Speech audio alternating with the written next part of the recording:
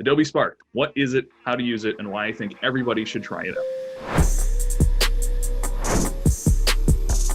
What's up guys, my name's Nate Hibbert, and in this video we're going to do a quick overview of Adobe Spark. So here we are inside of Spark.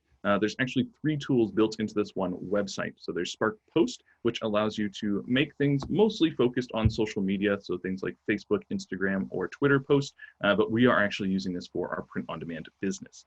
The next tool that they have built into this website is Spark Page, which is a simple click and drag editor that allows you to do exactly that and create web pages that you can share and have different products on if you want to. The last one here is Spark Video, which is a simple and easy to use video editor to create high quality video. So this is Spark Post. They have some amazing layouts in here with Adobe's knowledge baked right in, which allows you to make single or multi-image graphics with text overlay.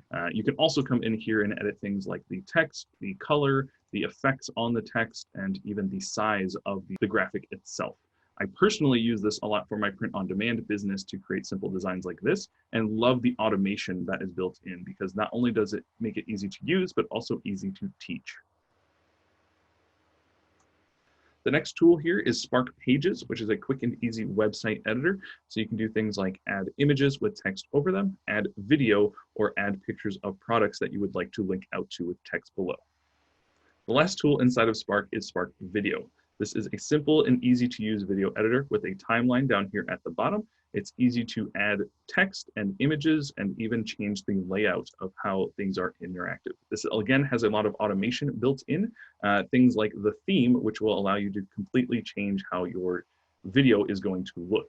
And also you can add music over the top of it with the added library of music that they have here, or you can add your own music if you'd like.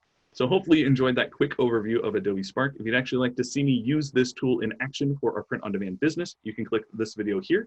Or if you'd like to see more about this tool and learn about it, you can click these videos over here.